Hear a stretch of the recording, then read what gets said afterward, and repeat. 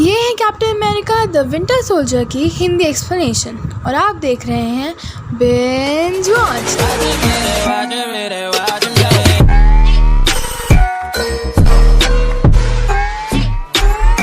अगर आपने पिछली 2 वीडियोस नहीं देखी जो हैं all Marvel movies in chronological order जो कि स्पॉइलर फ्री है, उसमें आपको मार्वल मूवीज के सीक्वेंस में देखनी है वो पता लग जाएगा।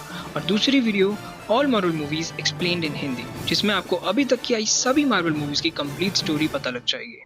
लिंक आई बटन और डिस्क्रिप्शन में मिल जाएगा। और अब बात करते हैं 2014 में आई Captain America the Winter Soldier की। मार्वल की इस 10th मूवी में कैप्टन अमेरिका के कैरेक्टर को बहुत एक्सप्लोर किया गया है और वो एक गहरी नींद के बाद इस नए वर्ल्ड में एडजस्ट होने की कोशिश कर रहे थे और अब वो एक शील्ड के एजेंट बन चुके थे, दुनिया में शांति बनाए रखने का काम कर रहे थे। और वहीं दूसरी तरफ न्यूयॉर्क में हुए हमले के बाद शील्ड अपनी सिक्योरिटी सिस्टम को बेटर बनाने की कोशिश कर रहा था और इसलिए उन्होंने प्रोजेक्ट इनसाइट शुरू करा।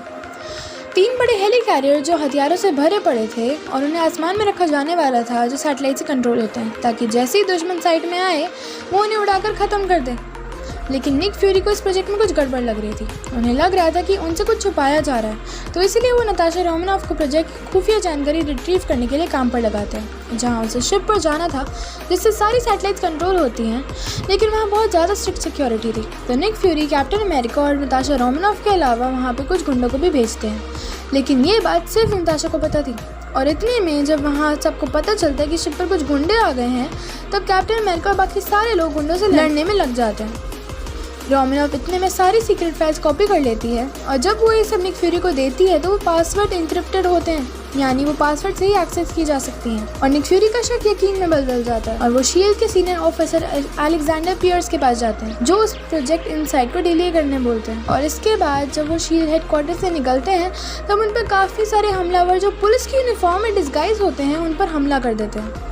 वो सिंगल हैंडेडली उनको संभाल तो लेते हैं, बट अब वहाँ पर विंटर सोल्जर आ जाता है जो उनकी गाड़ी उड़ा कर उन्हें घायल कर देता है, बट वो फिर भी किसी तरह ज़मीन में सुरंग बनाकर बच के निकल जाते हैं। फिर वो कैप्टन अमेरिका के घर पहुँचते हैं और स्टीव को बताते हैं कि शील्ड अब बुरा बन गया है। तभी विंटर सोल्जर वहाँ आकर उन्हें गोली मार देता है, पर मरने से पहले निक फ्यूरी ने वो पेन ड्राइव स्टीव को दे दिया था।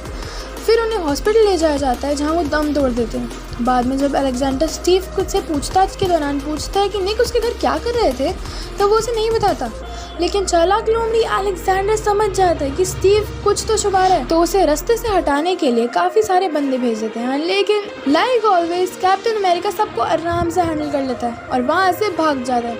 फिर अलेक्जेंडर पियर्स उसे वांटेड डिक्लेयर कर देता है। फिर स्टीव नताशा से पूछता है कि उसे उस शिप पर क्यों भेजा गया था और इस पेन ड्राइव में क्या है। इसके बारे में ज़्यादा जानकारी तो उसे भी नहीं होती, तो वो डिस्गाइज होकर फाइल्स को एक्सेस करने के लिए कोशिश करते हैं और उन्हें उसमें एक प्रोग्राम मिलता है, लेकिन नताशा उसे ओपन नहीं कर पाती, पर वो ये जान लेती कि उस प्रोग्राम को बनाया कहाँ गया था। फिर वो दोनों न्यू जर्सी जाते हैं। वहाँ शील्ड के एक पुराने ऑफिस में जैसे ही वो पेन ड्राइव कनेक्ट करते हैं तभी सारे सुपर कंप्यूटर स्टार्ट हो जाते हैं। वहाँ था आर्मिन जोला का दिमाग। जोला बहुत होशियार था, इसलिए उसके मरने के बाद हाइड्रा वालों ने उसका दिमाग एक आर्टिफिशियल इंटेलिजेंस के रूप में रख लिया। जब रेड स्कल मरा तो शील्ड ने आर्मिन जोला को अपने साथ रख लिया, तो वो काम भी हाइड्रा के लिए करता था। और फिर वहाँ उसने शील्ड में रहकर एक नई हाइड्रा की शुरुआत करी।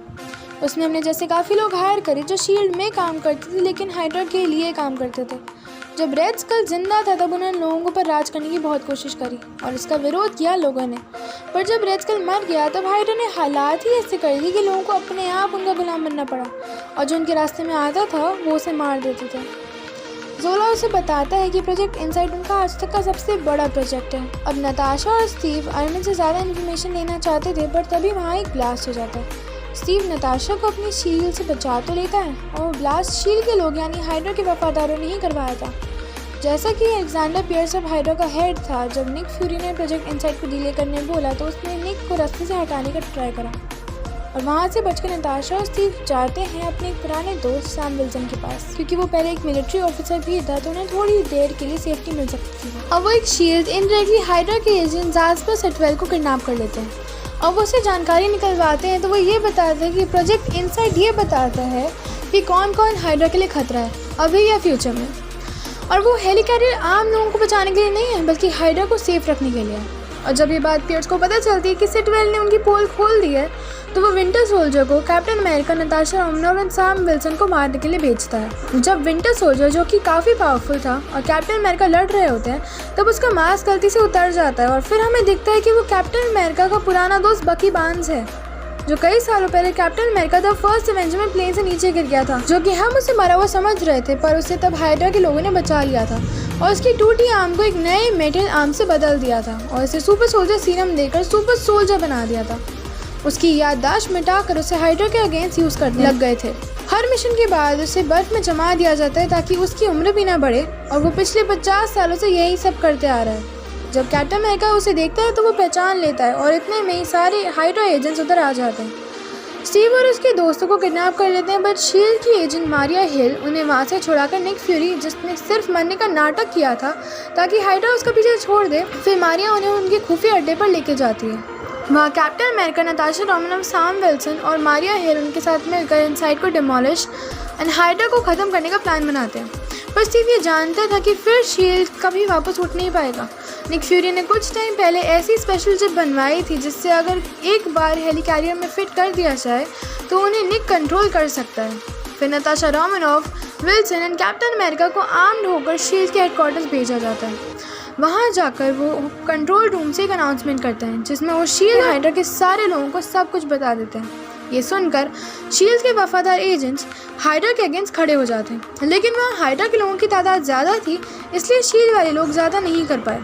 अब कैप्टन अमेरिका और फैल्कन सूट में सैम विल्सन 2 हेलिकैरियर के अंदर चिप लगा तो देते हैं, पर तीसरे में लगाते लगाते हाइड्रा के लोग वहाँ आ जाते हैं। ये सब तो ठीक है, लेकिन इन सब में नताशा कहाँ है?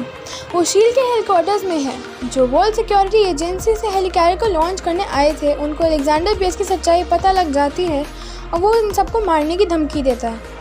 और वो इन्हीं में से एक नताशा थी जो डिस्गाइज में वहाँ एक ऑफिसर बनी थी, और वो इन सबको बचा लेती है और सारी शील्ड एंड हाइड्रा की फाइल्स को ऑनलाइन अपलोड करने लगती है ताकि पूरे वर्ल्ड को उनकी सच्चाई के बारे में पता चल जाए।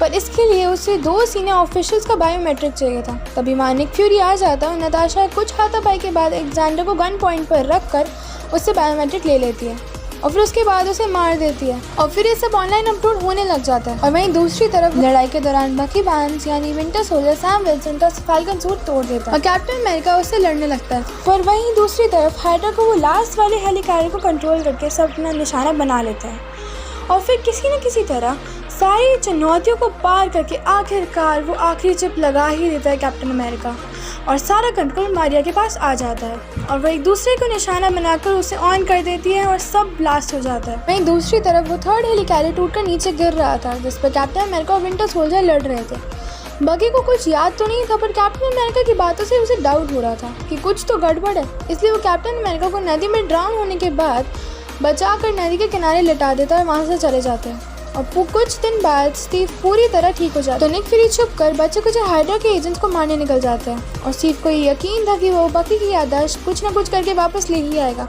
इसके बाद हमें मिड क्रेडिट सीन में हाइड्रा का एक एजेंट दिखाया जाता है जिसके पास सेप्टर यानी लोहे की छड़ी थी जिस पर वो एक्सपेरिमेंट कर रहा था, लोगों को मार रहा था। इस एक्सपेरिमेंट में सिर्फ 2 जुड़वा भाई बहन बचे थे जिनको कुछ सुपर पावर्स मिल गई थी और उन्हें एवेंजर्स के अगेंस्ट वो यूज़ करना चाहता। और पोस्ट क्रेडिट सीन में हमें बकी बार्न्स अपने अतीत की तलाश में भटकता हुआ दिखता है। अब मूवी यहीं ख़त्म हो जाती है, पर यह वीडियो नहीं, क्योंकि अब मैं आपसे कहूँगी please like, subscribe and share. And with that said, signing off, keep watching, binge watch.